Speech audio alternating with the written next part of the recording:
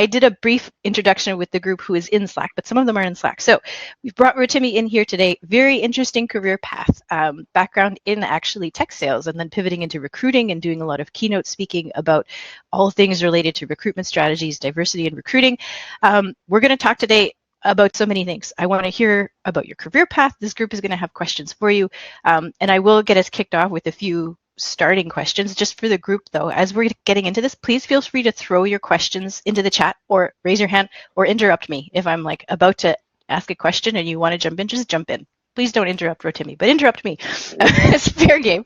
So Rotimi, welcome. And thank you so much for joining us. Do you mind if we start with a very tell us about you? And then we'll just go from there. I sent you a topics list. We'll stick to it as much as possible, but it will go off script just based on the nature of questions, but we'll keep it tight. Yeah, of course. So hello, everyone. I'm really excited to be engaging with the Uvaro community today. A little bit about my background. I immigrated to Canada in 2016 from Nigeria. I enrolled in the University of British Columbia, which is where I completed my undergraduate degree in economics and commerce. And during my time at UBC, experiential learning opportunities off campus were really crucial in supporting me launch my career. So I had my introduction into the sales career path in the professional sports industry. I worked in the Ottawa Senators group sales department, so primarily responsible for ticket sales of any groups larger than 8. This was a really exciting opportunity because I worked with government organizations, I worked with student clubs, I worked with private corporations like Nokia organizing employee appreciation events, and this really set the tone for my interest in sales as a career path, particularly because I loved the relationship management elements of it and the ways I was able to really model my personality in a way that was able to generate business for this NHL franchise. After my role with the Ottawa Senators, I wanted to work within a more expansive industry, is what I call it. I didn't want to be supporting just hockey fans in the Ottawa region and potential folks who would travel for hockey games. I wanted to work in a business that was impacting multiple industries. And so that's what drew me into working in technology versus professional sports. In 2018, or 19, I came across an internship opportunity with IBM, which I was selected for and ended up working on their financial services account teams. So this was a very different experience from my role with the Ottawa Senators, in that now I was managing business relationships north of $6 million, some of our largest client accounts, of course, supporting the team of account executives. And so there was lots of project management involved, working with folks in IBM consulting, in addition to IBM technology, working with graphic designers, creating assets which were going to the prospects and clients we were engaging with in numerous divisions of the banks. And after that, I secured my very first full-time sales opportunity, right? So these were opportunities I secured while I was a student at UBC, and I graduated in 2020, got into DocuSign, which is my very first full-time sales role. The big challenge for me there is that I very quickly learned full-time sales is different from internship sales. The expectations are different. The workload is different. The very exciting relationship management aspects of my role, which I loved while working in the professional sports industry, were more cutthroat in a full-time sales role. And so what prompted my transition out of sales was wanting to work more in a role in which I was closely collaborating with individuals on their career success. I found throughout my work experiences prior to joining DocuSign, I'd always secured stretch opportunities, collaborating with the talent acquisition teams, working on employee experience initiatives, being on the diversity and recruitment board, for example. And so after resigning from DocuSign, I put a call out to my LinkedIn network, and I'm glad Sheila's been discussing personal branding, because after putting this call out, I was reached out to by a talent acquisition manager at IBM, who invited me to return to IBM in a talent acquisition partner role. Now, this is a full cycle recruiting role in which I was recruiting for sales professionals. I recruited for developers as well, and even expanded into recruiting strategy consultants in IBM's consulting business unit.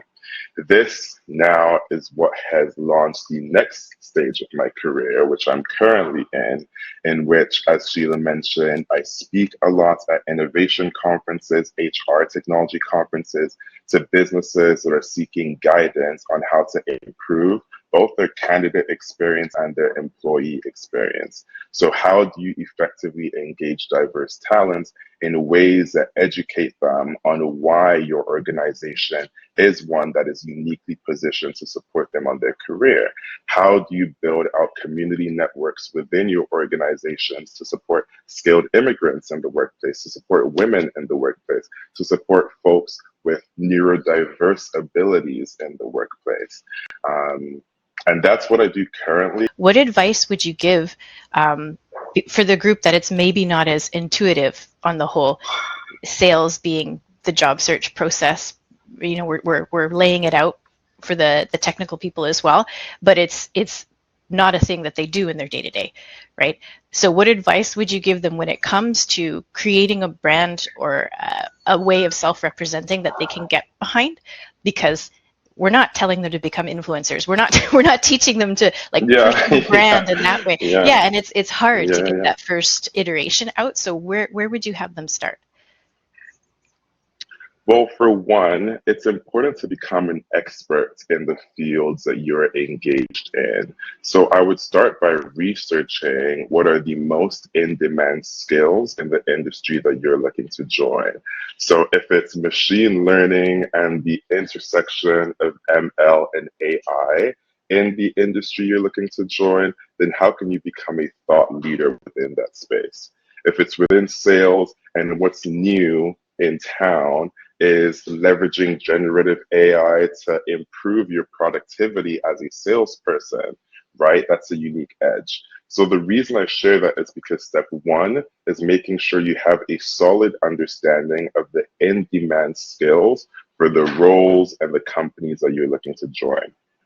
Step two is ensuring that you then level up your skill set to the stage that it is required, right?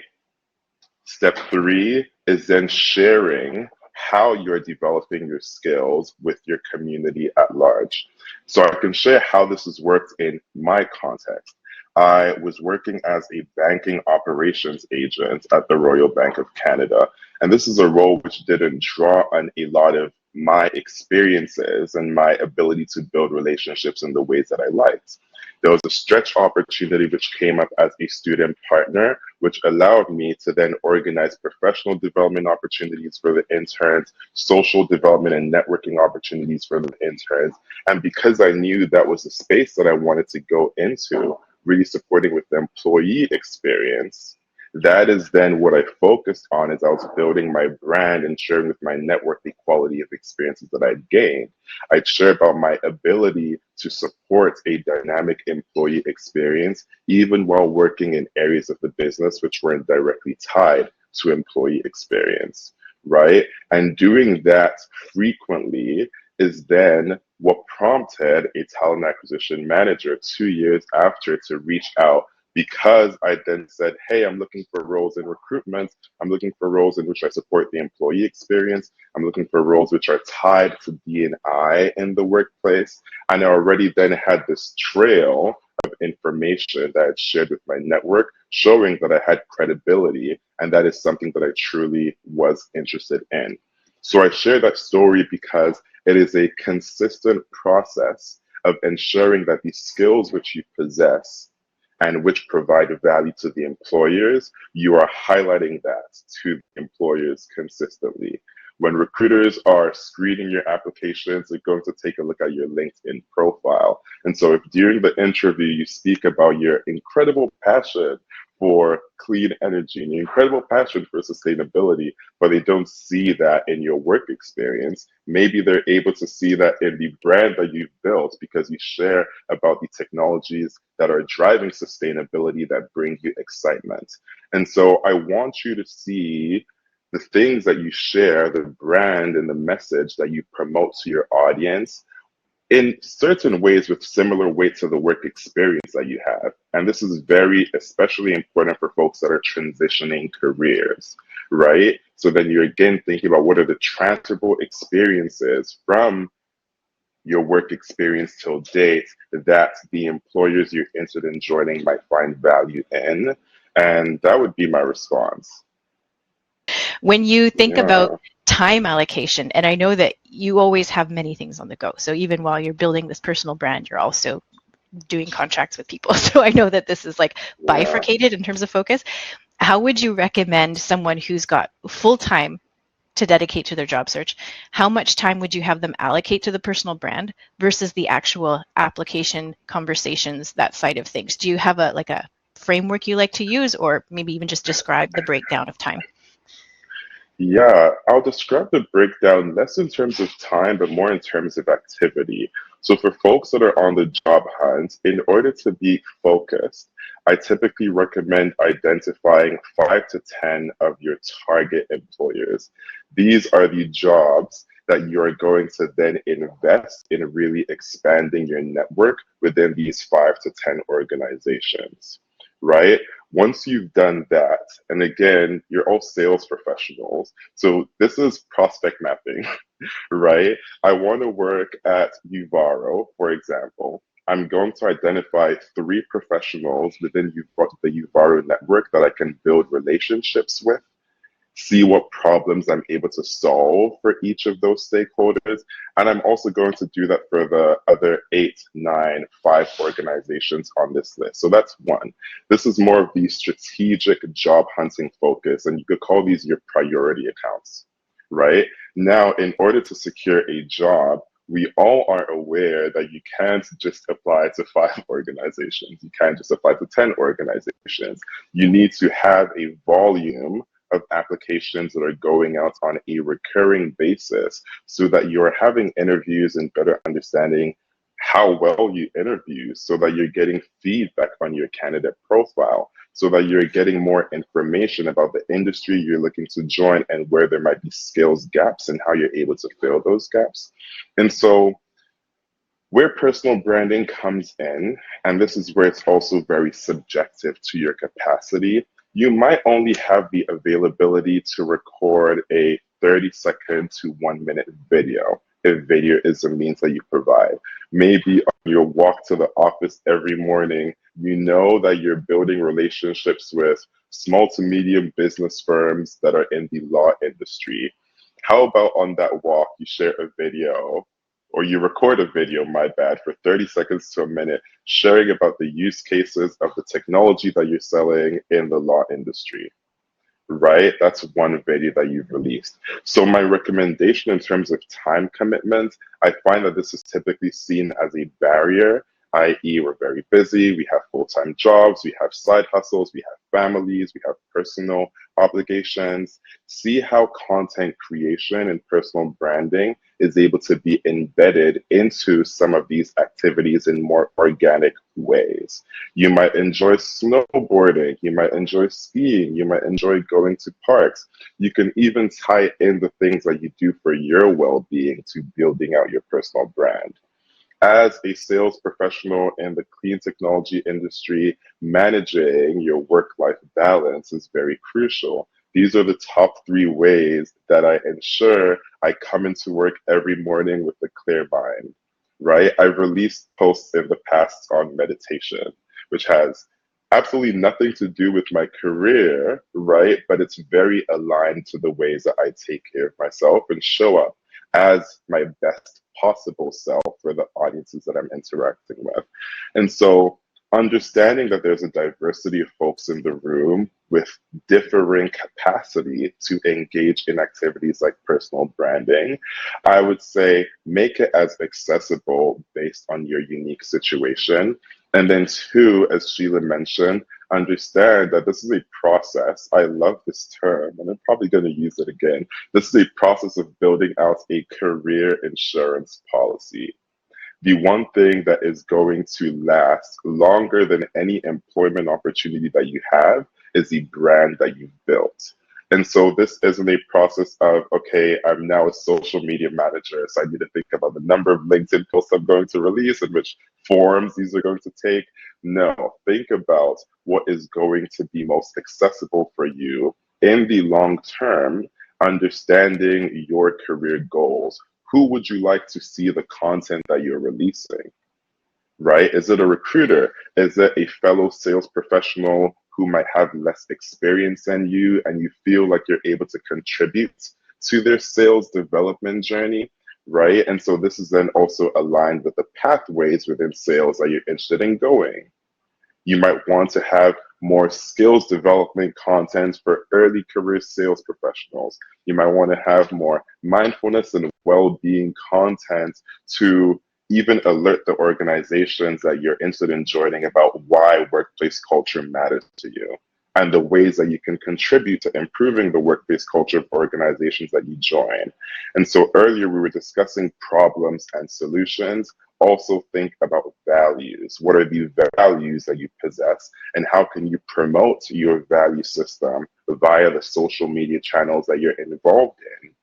And in addition to doing that, how can the content that you are releasing also be attracting, whether it's employers, whether it's consultants and partners, whether it's mentees, if you want to increase your volunteer and give back by mentoring, right? So really take account of the goals that you have as you're going into building your personal brand. I have a scenario-based question, Rotimi, because I think it's an important one and a tough one, and it's one that I've shared my own opinions on previously, but I would love to hear how you would approach it because it can be tough. I want you to imagine you've found one of your target companies and you're moving into the interview process. As you connect with team members, it sounds pretty good and they seem to share values. The website very clearly states that they care about diversity and they care about representation, but you can't help but notice that every single person who's interviewed you so far looks the same. How do you position the question to find out the reality of how much they actually care? And then we can talk about all the potential fallouts and what it tells you and doesn't tell you. But like, how would you surface the question? This is a very interesting question, and I've actually been asked this in the past. Now, many times organizations lack the representation on their team to be able to lead an equitable interview process. One of the things which prompts diverse talent to not be successful in interviews is because they do not have that level of comfort that comes with representation on the interview panel. So I'd simply ask, should I be in the hiring manager interview and say it's a panel of 3 men? I would ask, what does representation on your team look like? I think that's a great question to open the door to understanding who are my primary collaborators, right? What does representation on your team look like? Next is, how do you build community internally for diverse individuals that join your team? I'm an individual who is drawn to community building, not only within the networks I'm a part of based on demographics, right? Like racial, where you're from, etc., but also in terms of the communities that I understand require additional support. This is why I volunteer to coach neurodivergent talent on XYZ. So you might ask a question like that as well. What sort of supports do you have for diverse communities that are part of your organization? What does representation look like on the team that I'll be joining? Those are 2 questions that I think would help answering that question with understanding what the landscape you are potentially joining looks like. And this is one that, if you feel like really posing a challenge to the employers, you might ask something along the lines of, were there any considerations around increasing representation on this interview panel, right? I've gone through numerous interview processes, and a lot of the organizations I interview with make it a priority to have gender equity on the panel. Say there's 4, right? Is this something that your team thought about? as they were crafting the interview process? Now, the answer obviously is no if there isn't representation on the interview panel, but it's a good way to also assess the ways that the organization speaks about diversity in the workplace. Do they feel like it is an important topic? Do they feel like it is an important topic, but they lack the human capital, i.e., they do not have representation in their team currently, so it's not feasible for them? And then you can also leverage that information to decide if that is a challenge you would like to embark on, right? As the first women sales professional on a team, you are going to have unique challenges that might impact your ability to succeed in that role, right? And so another thing I'd be asking if that were my unique situation, what sort of mentorship opportunities are there by prominent women leaders within the organization, right? So in order to wrap up that response, really you want to assess the quality of care and the quality of support that is offered to you as a diverse individual that is joining their organization. And we need to look at diversity more from an intersectional lens, right? Diversity might include new parents that are requiring community with a professional network of fellow new parents, right? Diversity might include a parent of a neurodivergent child, and so they want to become better connected with professionals that are supporting the learning and development of their children with unique needs. And so this is really a holistic conversation around whether your employer is able to engage in those conversations in a way that is truly supportive instead of performative. What is the most common challenge that the business side of things runs into when it comes to setting up an equitable recruiting process? What sort of things have you come across, and I'm assuming tried to help fix, and then in that Yeah, process, the challenges that flow from there? yeah. The biggest challenge that I've noticed is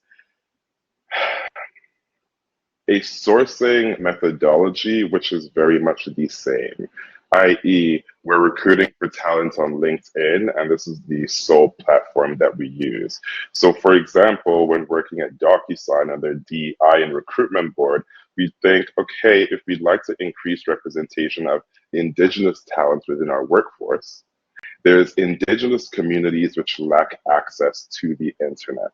So, our LinkedIn search is going to yield a demographic which we have already drawn into our organization, right? And so the biggest challenge that I see is really that they are not innovating in their sourcing approach, and they're leveraging the same platforms to attract talent, hoping for a different result. One of the solutions to this, and this is what I'm a big proponent of, is a partnership strategy. So, for example, at IBM, in recruiting for strategy consultants and recruiting for software developers, we would build relationships with organizations like Girls Who Code, right? Focus on young girls developing skills in software development so that we can begin to build that skilled pipeline within a demographic that we're not seeing lots of representation from currently. We would build relationships with the Black professionals in tech network so that we could increase representation of Black professionals in our workforce, right? And now why this works is because doing so allows you recognize that the skilled talent that you are looking for is indeed diverse, but what is lacking is the approach to engaging these talent networks. Another great example, which I'd love to spotlight, is DocuSign. For example, we noticed limited or little representation of women within the sales workforce. And so we decided to redesign our recruitment events. Instead of simply having open to all recruitment events, we narrowed down our focus and we lead recruitment events in which we were primarily targeting women. How would we do that? During these events, exactly as I said, we'd invite 3 prominent women leaders within the organization to speak to their individual experiences. Have they had to go on mat leave during their roles, and were their roles waiting for them when they returned to the organization? What level of support and community is offered for new parents, for example? What sort of mentorship and leadership opportunities have they been able to take on, which has supported their career growth? Right? So, when doing that, in order to attract a pipeline of women talent, that requires that we are then reaching out to skills development organizations that are specifically focused on women in sales roles. We're reaching out to university organizations, student clubs, which are women led and focused in a career path in sales. And those are some of the ways that we've been able to solve the challenge of diversity recruitment. And it really starts with understanding that no, the challenge isn't in diversity of skilled talent. The challenge is in your organization's ability to engage diverse skilled talent. And so you look into how you're communicating with them, you look into your employer brand, you look into diversity on the interview panel, you look into the employee experience of the community networks, right? And so that's how we then expand the conversation, so that they're really putting a magnifying lens on the ways that they recruit talent and also the ways that they retain talent. I have a question about the entire process and negotiation piece as well. I know it's a bit of a topic change. Are you okay if we change direction slightly? We're okay? Totally. Okay. Let's do it. So we talk about the negotiation phase. Job search is going well. Ideally, they've got offers in hand. It comes to the point of, having thought through what your best offer is. Do you have any advice on how to approach negotiation conversations for this group? I'd really appreciate it from your lens, particularly because we talk about it from candidate and sales manager and all the experience from there. You bring a recruiter's lens to it. I would love to hear what your suggestions are. Yeah. Now, this is an interesting question because one of the things that I found particularly challenging, especially when it comes to entry-level sales roles, is that many times these businesses do not have the capacity to negotiate. So, for example, at DocuSign, they have a cohort of MDRs, which they welcome at the beginning of the year and sometimes at different points during the year. Now, within the compensation package for the MDRs, they would like every MDR to start at the same base and to have the same commission-based components to their entire compensation package. And so, should you be an individual with, say, 5 years of experience, which is typically more experience than an entry-level MDR at DocuSign, because of internal equity, which is what these businesses look at as well. Regardless of your added years of experience, you would be unable to enter this organization at a higher base pay, and neither would your commission based incentives be adjustable. So, my recommendation when you're facing organizational structures in which there is limited flexibility around compensation, which we typically think of in terms of the dollar amounts, I would pose my first question to the recruiters as, are there any components of the total compensation package that are modifiable, editable, flexible? You might be looking into things like the vacation days. You might be looking into things like the cost allotment for paramedical practitioners, right? Maybe you're someone who is required to see a physiotherapist more frequently than the average person, right? So you'd be inquiring about more specific elements of the compensation package outside of your pay rates, which are able to be changed. Another thing, and this depends on the organization that you're looking to join, would be inquiring about if there's any equity components that can be included in your compensation package, right? So many companies typically offer discounts to their employees, my bad, when they're purchasing stocks within the company, right? So you want to understand, is this something that's available upon joining the organization? Is this something that's available to employees only after a given year? That would help you get a better understanding and a better assessment of the overall compensation package that you're being offered and if it's aligned with where you'd like to go, right? And so those are my recommendations. I'll be very honest. I found that negotiating within sales careers has been a challenge, and I'm speaking as a candidate. And then as someone who's recruited sales talents, I've noticed a similar challenge, which was, of course, eye-opening for me because I then learned that many times these compensation packages, they want to be the same for all their sales professionals in a given role. Um, and I'm curious for your thoughts on that, Sheila. If you've witnessed something similar, but So that's what I've seen. my best case scenario is that businesses should have standardized comp packages, and Hmm. it's not a bad thing if you ask and they're like, sorry, it's standard. This is the offer. Um, Hmm. I Hmm. do think, especially when people are targeting early stage teams, that it's generally better to ask, just because historically sales orgs have not been super diverse, and typically the expectation of negotiation is more heavily weighted towards the dominant demographic, and then you get a situation where on a team, Hmm.